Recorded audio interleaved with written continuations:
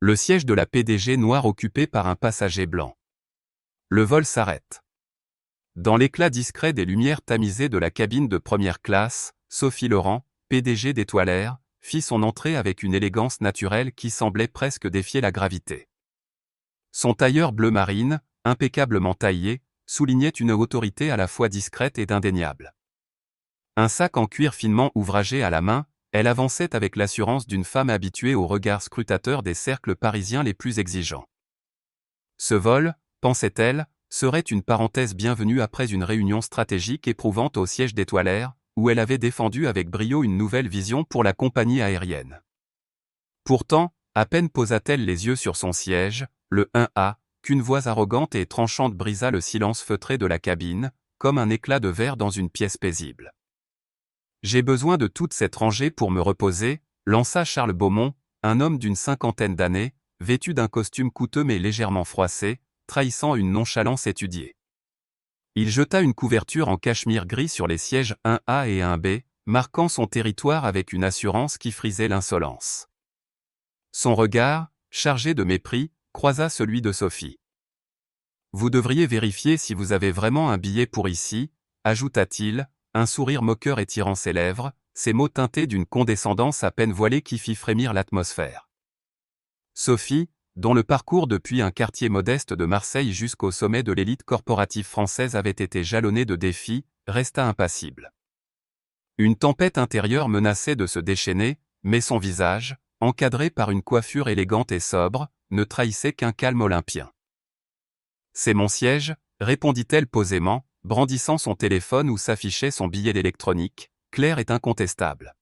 « Voici ma réservation, siège 1A. » Charles ne daigna même pas jeter un coup d'œil à l'écran. Croisant les bras, il ricana, son ton dégoulinant de dédain. « Les gens comme vous se trompent souvent. Cet espace est réservé à ceux qui le méritent. Trouvez un autre siège. » Ces mots, lourds de sous-entendus discriminatoires, firent l'effet d'une détonation silencieuse dans la cabine. Les autres passagers, jusque-là absorbés par leurs magazines, leurs tablettes ou leurs conversations feutrées, relevèrent la tête. Un silence oppressant s'installa, seulement troublé par le bourdonnement discret des moteurs en attente. Parmi les spectateurs, Antoine Lefebvre, un jeune journaliste freelance assis au rang 3C, ajusta ses lunettes rondes et activa discrètement la caméra de son téléphone, sentant qu'une histoire d'ampleur se déroulait sous ses yeux. À ses côtés, Julien Martin, un ingénieur aéronautique d'une trentaine d'années, observait la scène avec une curiosité mêlée d'indignation, ses propres souvenirs de discrimination professionnelle refaisant surface. Claire Dubois, une hôtesse de l'air expérimentée, s'approcha avec la grâce professionnelle qui caractérise les équipages d'Étoile Air. Son sourire, soigneusement calibré, masquait une légère inquiétude face à l'escalade naissante. « Monsieur, madame, puis-je vous aider à résoudre ce malentendu ?» demanda-t-elle, sa voix douce mais ferme. Charles l'ignora, son regard fixé sur Sophie comme s'il cherchait à l'intimider par sa seule présence. « Je ne bouge pas, grogna-t-il, sa voix montant d'un ton. « J'ai payé une fortune pour mon confort, pas pour être dérangé par. » Il s'arrêta, laissant le silence achever sa phrase insultante. Claire, déstabilisée mais déterminée à maintenir l'ordre, insista. « Monsieur, les sièges sont attribués à l'avance. Je vous invite à rejoindre le vôtre. » Charles la foudroya du regard, comme si l'idée qu'une simple employée puisse lui donner des ordres était une offense personnelle. « J'ai un problème médical », mentit-il avec aplomb, s'enfonçant dans son siège et étendant sa couverture pour accentuer son emprise sur les deux places. Claire échangea un regard avec Sophie, qui lui adressa un léger signe de tête, comme pour dire « laissez-moi gérer ». La cabine, habituellement un havre de sérénité, vibrait désormais d'une tension palpable. Les passagers, témoins involontaires de cet affrontement, commencèrent à murmurer. Madame Élise Moreau, une femme d'âge mûr assise au rang 2D, chuchota à sa voisine, une retraitée élégante nommée Marguerite, « Quel culot! Cet homme se croit au-dessus de tout. » Marguerite hocha la tête, ses lèvres pincées trahissant son dégoût. Antoine, le journaliste, zooma sur le visage de Charles, capturant son rictus arrogant pour la postérité.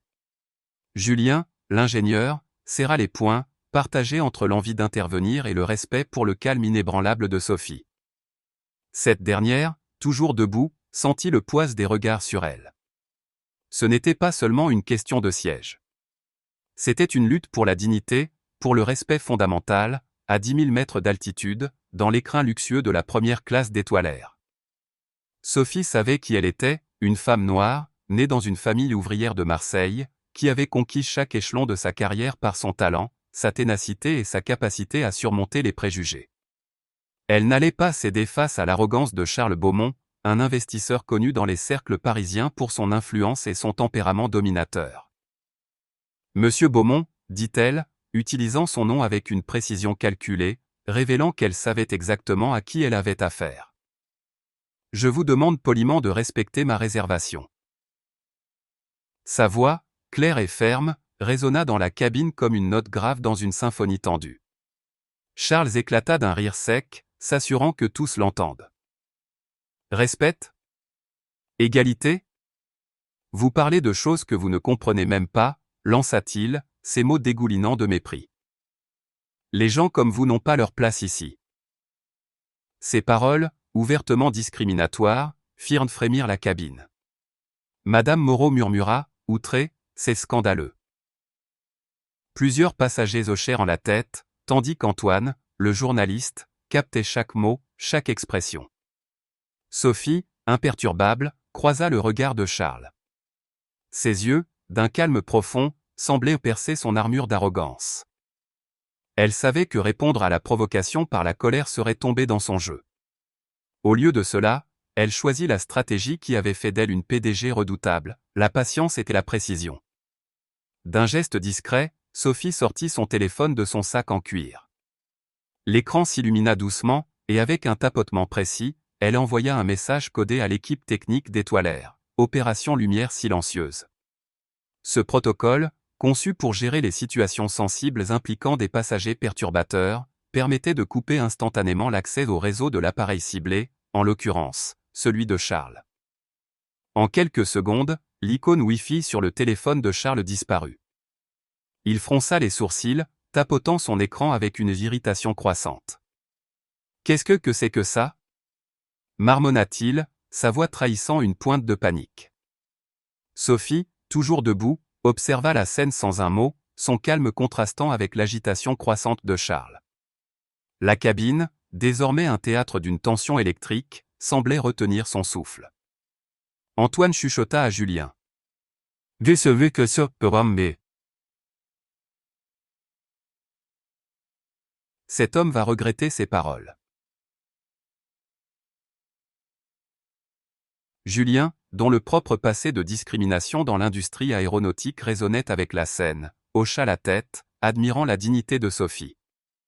Charles, sentant l'attention collective se retourner contre lui, se leva brusquement, sa couverture tombant au sol dans un geste théâtral. « Je veux descendre de cet avion tout de suite !» cria-t-il, son visage rougi par la colère. Sa voix tonitruante fit sursauter plusieurs passagers, brisant le silence comme un coup de tonnerre. Claire, alarmée, fit un pas en arrière, tandis que Philippe Roche, le chef de cabine, s'avança rapidement. Grand, imposant, vêtu de l'uniforme impeccable d'étoilaire, Philippe incarnait l'autorité sereine. « Monsieur, calmez-vous et asseyez-vous. » ordonna-t-il, sa voix fermée mais maîtrisée. « Nous sommes en vol, et toute perturbation est inacceptable. » Charles, furieux, pointa un doigt tremblant vers Philippe. « Vous n'avez aucun droit de me donner des ordres. Savez-vous qui je suis ?» rugit-il. Philippe, habitué à gérer des situations complexes, ne oscilla pas. « Monsieur, je sais exactement qui vous êtes, et je vous demande de respecter les règles de ce vol. » Les passagers, désormais pleinement investis dans le drame, observaient avec un mélange de fascination et d'indignation. Madame Moreau murmura à Marguerite, « Cet homme est l'incarnation de l'arrogance. » Marguerite acquiesça, ajoutant, « Il croit que l'argent peut tout acheter, même la dignité des autres. » Antoine, toujours en train de filmer, captait chaque détail, le rictus de Charles, la résolution de Sophie, l'intervention de Philippe. Julien, l'ingénieur, sentit une bouffée d'admiration pour Sophie, qui, malgré l'hostilité, restait ancrée dans une dignité inébranlable. Sophie, elle, savait que ce combat allait au-delà d'un simple siège. C'était une lutte pour le respect fondamental, pour l'égalité, pour la reconnaissance de la valeur humaine, indépendamment de la race, du genre ou du statut social. Dans son esprit, une certitude prenait forme, elle ne céderait pas, pas aujourd'hui, pas jamais. Alors que Charles continuait de protester, sa voix devenant de plus en plus stridente, Sophie s'assit calmement à quelques pas, dans un siège temporaire que Claire lui avait indiqué. Elle observa Charles, son regard perçant mais dénué de colère. Elle savait que le temps était son allié. Chaque mot arrogant de Charles, chaque geste de défi, creusait davantage sa propre tombe. La cabinet entière, désormais unie dans un jugement silencieux, semblait attendre le moment où l'arrogance de cet homme s'effondrerait sous son propre poids. Sophie, avec la patience d'une stratège, était prête à attendre ce moment, certaine que la justice, comme toujours, finirait par triompher. La cabine de première classe d'Étoilère, autrefois havre de sérénité où le cliquetis des verres de champagne et le murmure des conversations feutrées dominaient, s'était transformée en une arène silencieuse, où chaque regard pesait comme une sentence. Charles Beaumont, toujours affalé sur les sièges 1A et 1B, sa couverture en cachemire gris étalée comme un étendard d'arrogance, sentait l'atmosphère se resserrer autour de lui. Son téléphone, désormais privé de connexion Wi-Fi, grâce à l'opération lumière silencieuse activée par Sophie Laurent, affichait une alerte implacable, connexion indisponible. Il tapotait frénétiquement l'écran, sa mâchoire crispée, une lueur de panique traversant ses yeux. Pour un homme habitué à plier le monde à ses désirs par un simple appel ou un message, cette impuissance technologique était une humiliation inédite. Sophie, assise à quelques rangs, observait la scène avec un calme olympien, son regard perçant dissimulant une détermination de fer. Elle savait que ce combat, loin d'être une simple querelle pour un siège, était une bataille pour la dignité, un affrontement symbolique à 10 000 mètres d'altitude, où les valeurs fondamentales de respect et d'égalité étaient en jeu. Les passagers, spectateurs involontaires de ce drame, ne pouvaient plus détourner les yeux. Madame Élise Moreau, la femme d'âge mûr assise au rang 2D, murmura à sa voisine Marguerite, sa voix tremblante d'indignation, « Cet homme est insupportable. Il croit que son argent lui donne tous les droits. » Marguerite, dont les lunettes élégantes glissaient légèrement sur son nez, acquiesça avec un soupir. C'est plus qu'une question de siège. C'est une question de respect. À leur côté, Antoine Lefebvre, le jeune journaliste, continuait de filmer discrètement, son téléphone capturant chaque geste de Charles, chaque nuance de son arrogance. Mais Antoine ne se contentait pas d'observer. Sentant l'ampleur de l'histoire, il activa le mode avion de son propre appareil pour se connecter au Wi-Fi personnel qu'il avait configuré avant le décollage. En quelques clics, il commença à partager des extraits de la vidéo sur les réseaux sociaux, accompagné d'un commentaire laconique, « Un passager refuse de céder le siège d'une PDG noire. » L'arrogance à son paroxysme. Isha Étoilère, justice. Il savait que cette publication, même en plein vol, ferait des vagues une fois l'avion au sol. Julien Martin, l'ingénieur aéronautique assis au rang 3C, observait Sophie avec une admiration croissante. Lui-même, fils d'immigrés portugais et ayant grandi dans un quartier populaire de Lisbonne avant de s'installer à Paris, avait connu les regards méprisants et les portes fermées à cause de ses origines. La dignité de Sophie, sa capacité à rester calme face à l'hostilité, résonnait profondément en lui. Il se pencha vers Antoine et murmura, « Elle ne se bat pas seulement pour elle. Elle se bat pour nous tous. » Antoine hocha la tête, ses doigts continuant de pianoter sur son téléphone pour amplifier la portée de la vidéo. Julien, poussé par un élan de courage, décida de briser son silence. Il se leva légèrement de son siège et, d'une voix claire mais posée, s'adressa à la cabine. « J'étais à sa place. On m'a dit que je n'avais pas ma place dans des salles de réunion, que je n'étais pas à la hauteur. Cette femme mérite son siège, et bien plus encore. » Ces mots, simples mais puissants, firent naître un murmure d'approbation parmi les passagers. Madame Moreau, encouragée, ajouta. Monsieur, vous devriez avoir honte.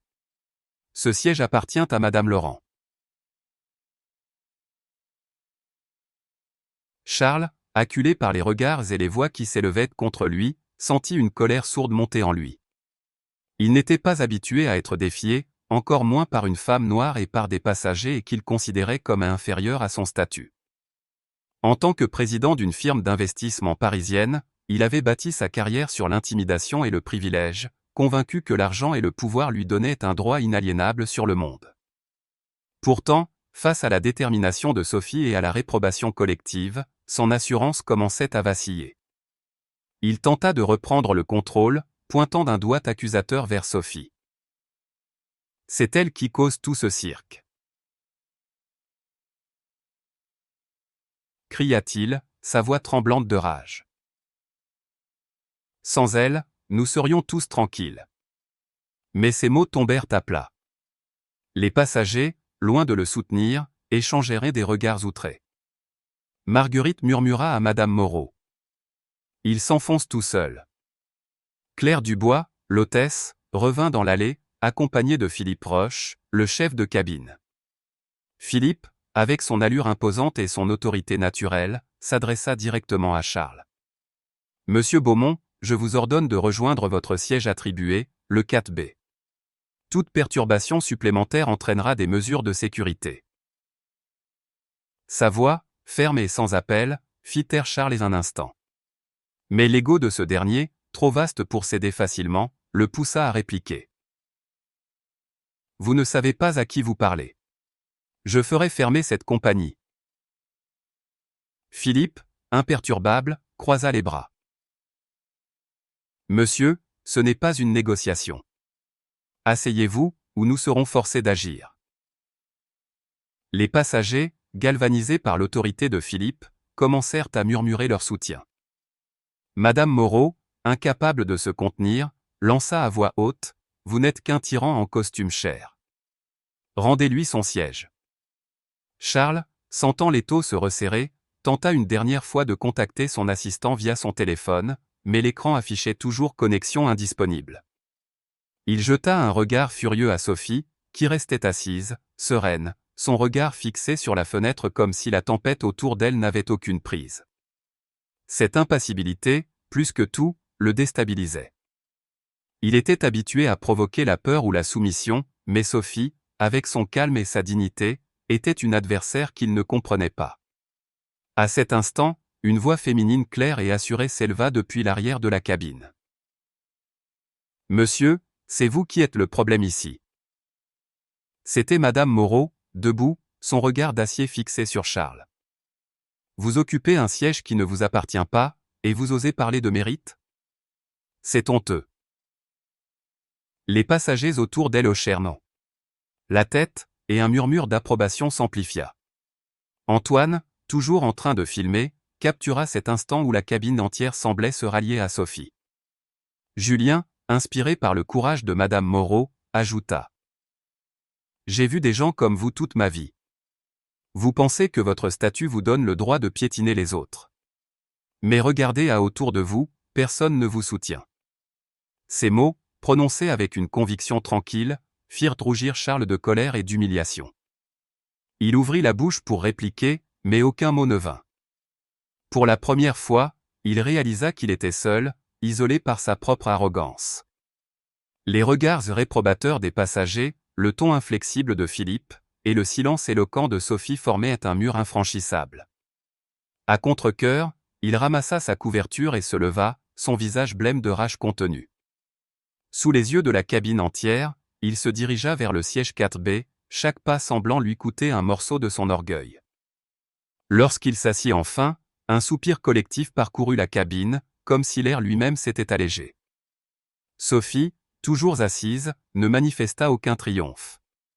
Ses yeux, posés sur l'horizon visible par la fenêtre, trahissaient une profonde tristesse plutôt qu'une satisfaction. Elle savait que ce genre de bataille, bien que gagnée, révélait une réalité plus sombre. L'arrogance et les préjugés, comme ceux de Charles, étaient encore bien ancrés dans le monde. Elle pensa à son parcours, à ces années où elle avait dû prouver sa valeur encore et encore, non pas à cause de ses compétences, mais à cause de sa couleur de peau et de son genre. En tant que PDG d'Étoile Air, elle avait transformé la compagnie en un modèle d'innovation et d'excellence, mais des moments comme celui-ci lui rappelaient que le combat pour l'égalité était loin d'être terminé. Claire, l'hôtesse, s'approcha discrètement et murmura : « Madame Laurent, je suis désolée pour ce désagrément. Votre siège est prêt. » Sophie lui adressa un sourire chaleureux. « Merci, Claire. Mais ce n'est pas seulement mon siège que je défends. » Antoine, toujours connecté à son Wi-Fi personnel, vit les premières réactions à sa vidéo apparaître sur son fil Twitter. Les hashtags Respect Sophie et Justice Étoile Air commençaient à circuler, accompagnés de commentaires indignés. Comportement inacceptable. Cette femme est un exemple de dignité. Il sourit, sachant que l'histoire ne s'arrêterait pas à l'atterrissage. Julien, à ses côtés, murmura. Elle a changé quelque chose aujourd'hui. Pas seulement pour elle, mais pour nous tous. Sophie, entendant ces mots, tourna légèrement la tête, son regard croisant celui de Julien. Elle lui adressa un léger hochement de tête, comme pour le remercier de son soutien. Mais dans son esprit, elle préparait déjà la prochaine étape. Ce vol, elle le savait, n'était que le début d'un mouvement plus large, un mouvement pour rappeler au monde que le vrai pouvoir réside dans la dignité et le respect, et non dans l'arrogance ou le privilège. Alors que Charles, isolé dans son siège, fixait la fenêtre pour éviter les regards accusateurs, Sophie savait que la véritable bataille ne faisait que commencer.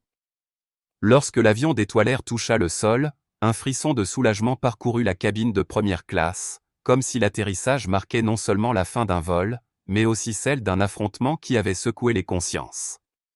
Sophie Laurent, toujours assise avec une élégance sereine, ajusta son tailleur bleu marine et rangea son sac en cuir, son regard fixé sur l'horizon à travers le hublot. Elle n'affichait ni triomphe ni satisfaction, mais une détermination tranquille, celle d'une femme qui savait que ce qu'elle venait de vivre n'était pas une simple victoire personnelle, mais un jalon dans une lutte bien plus vaste. À quelques rangs, Charles Beaumont, tassé dans son siège 4B, évitait les regards des autres passagers.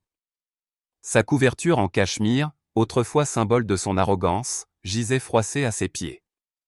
Son visage, blême, trahissait un mélange de colère et de honte, mais il restait silencieux, conscient que chaque murmure autour de lui était une condamnation implicite. La vidéo d'Antoine Lefebvre, le jeune journaliste, avait déjà commencé à faire des vagues sur les réseaux sociaux, les hashtags #RespectSophie et #Justice Étoile Air devenant viraux à une vitesse fulgurante. Ce qui s'était passé dans cette cabine n'était plus seulement une altercation, c'était devenu un symbole, un cri de ralliement pour l'égalité et la dignité. Dès que les connexions réseau furent rétablies, à l'atterrissage, le téléphone de Charles vibra frénétiquement, inondé de notifications. Il déverrouilla l'écran, et son cœur se serra. Son nom, associé à des mots comme arrogance, racisme et privilège mal placé, était placardé sur Twitter, Instagram et les sites d'information.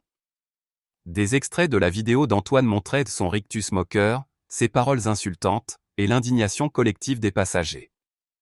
Les commentaires étaient impitoyables, honte à cet homme. Étoile Air doit prendre des mesures. Charles tenta de contacter son assistant, puis son avocat, mais à sa stupéfaction, il reçut des réponses glaciales. « Monsieur Beaumont, nous ne pouvons pas vous représenter dans cette affaire. » déclara son avocate habituelle, un homme qui avait autrefois sauté sur l'occasion de défendre ses intérêts. D'autres cabinets, qu'il avait toujours considérés comme acquis, lui opposèrent des refus polis mais fermes. En quelques heures, Charles réalisa qu'il était devenu un paria, isolé non seulement dans la cabine, mais dans le monde qu'il croyait contrôler. Ses partenaires commerciaux prirent leur distance, et une réunion d'urgence du conseil d'administration de sa firme d'investissement fut convoquée. Lorsqu'il entra dans la salle de conférence, habituellement un sanctuaire de son pouvoir, il fut accueilli par des regards froids et distants.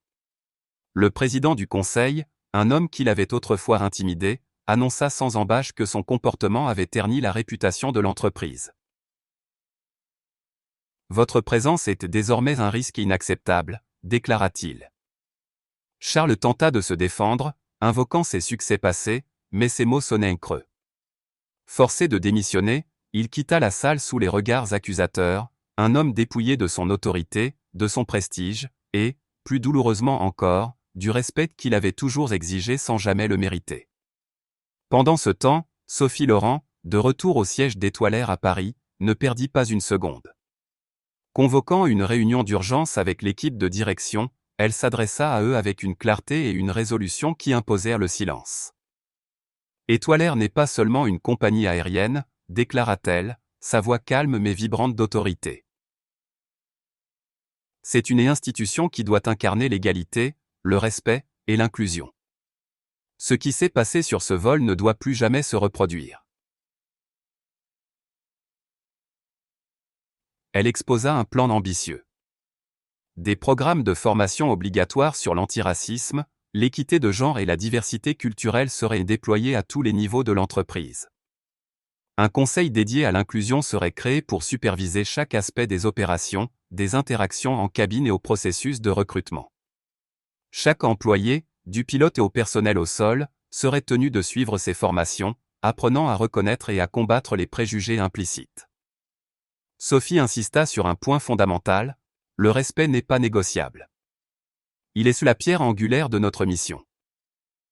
Dans la cabine, les passagers qui avaient assisté à l'incident n'étaient pas restés indifférents.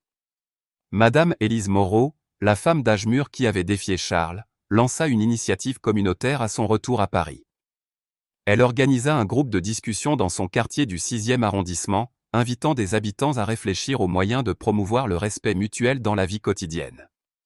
Elle cita l'exemple de Sophie comme une inspiration, déclarant lors d'une réunion. Cette femme nous a montré que la dignité n'est pas un luxe, mais un droit fondamental. Julien Martin, l'ingénieur aéronautique, partagea son propre témoignage dans un blog personnel, racontant comment l'attitude de Sophie lui avait donné le courage de parler de ses expériences de discrimination. Son texte, publié sur un site spécialisé dans l'aéronautique, fut largement partagé, amplifiant l'impact de l'histoire. Antoine Lefebvre, quant à lui, transforma son enregistrement en un article percutant pour un grand quotidien parisien. Intitulé « Le courage au sommet ». Sophie Laurent face à l'arrogance, l'article détaillait non seulement l'incident, mais aussi le parcours de Sophie, de ses origines modestes à Marseille à son rôle de PDG visionnaire. Il soulignait son refus de céder face à l'injustice, devenant un modèle pour une société française en quête d'égalité. Un événement inattendu ajouta une touche d'émotion à l'histoire. Quelques jours après le vol, Sophie reçut une lettre manuscrite, glissée dans une enveloppe décorée de dessins colorés. Elle était signée par Léa, la fille de Julien Martin, une enfant de 9 ans qui avait voyagé avec son père. Chère Madame Laurent. Écrivait Léa de son écriture appliquée, merci d'avoir été si forte. Vous m'avez appris qu'on peut dire non aux méchants sans crier. Je veux être comme vous quand je serai grande. Sophie, émue, posa la lettre sur son bureau, à côté de son billet d'embarquement pour le siège 1A, qu'elle avait conservé comme un symbole. Ce geste, simple mais poignant, renforça sa détermination. Elle ne luttait pas seulement pour elle, mais pour des générations futures, pour des enfants comme Léa, qui grandiraient dans un monde où le respect serait une évidence. L'impact des réformes de Sophie chez Étoilère fut rapide et profond. Les médias saluèrent son leadership, qualifiant ses initiatives de « pas audacieux vers une nouvelle ère d'inclusion ». Les organisations de défense des droits humains, comme SOS Racisme, louèrent son engagement, tandis que des écoles de commerce commencèrent à intégrer son histoire dans leurs études de cas sur le leadership éthique. Pourtant, fidèle à son humilité, Sophie déclina chaque distinction personnelle.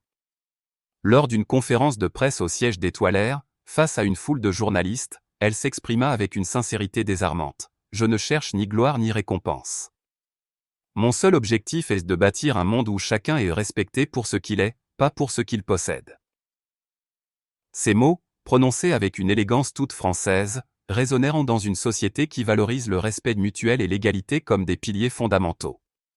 De son côté, Charles Beaumont, cloîtré dans son hôtel particulier du 16e arrondissement, luttait avec les conséquences de ses actes.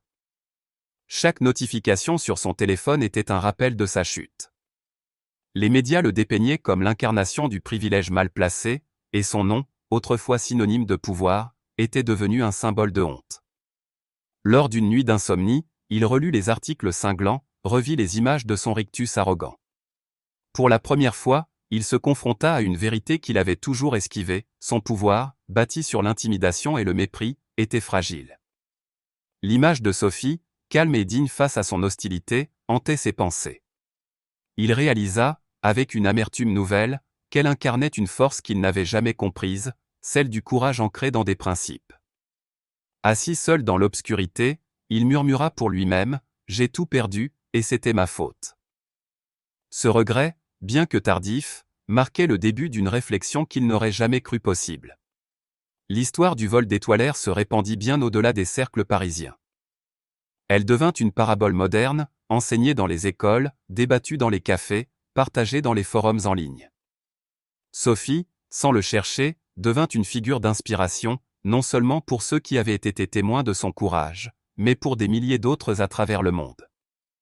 Le billet d'embarquement pour le siège 1A, usé mais soigneusement conservé sur son bureau, n'était pas un simple souvenir. Il représentait une lutte continue, celle pour un monde où la dignité et le respect ne sont jamais négociables. À chaque réunion, chaque décision, Sophie portait cette conviction avec elle, transformant Étoilaire en un modèle d'excellence éthique. Les passagers du vol, eux aussi, emportèrent une leçon. La véritable force ne vient pas de la domination, mais du courage de défendre ce qui est juste, avec calme et dignité. Ainsi, ce vol, loin d'être une simple anecdote, devint un symbole d'espoir, un rappel que le changement commence par des actes courageux, portés par des âmes comme celle de Sophie Laurent. L'histoire de Sophie Laurent, confrontée à l'arrogance de Charles Beaumont à bord d'un vol d'étoilaire, est bien plus qu'une simple altercation.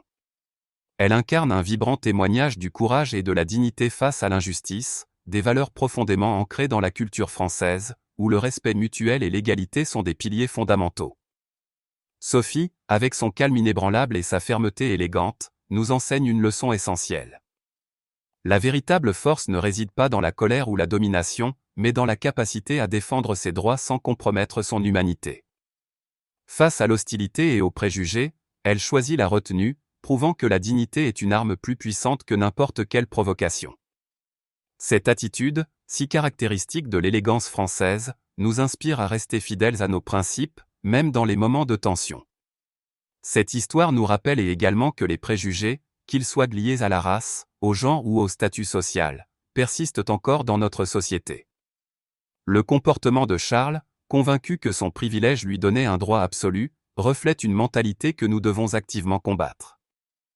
En France, où l'idéal républicain d'égalité est sacré, l'exemple de Sophie nous pousse à réfléchir à nos propres actions. Comment traitons-nous ceux qui nous entourent ? Sommes-nous attentifs aux injustices subtiles dans nos interactions quotidiennes ?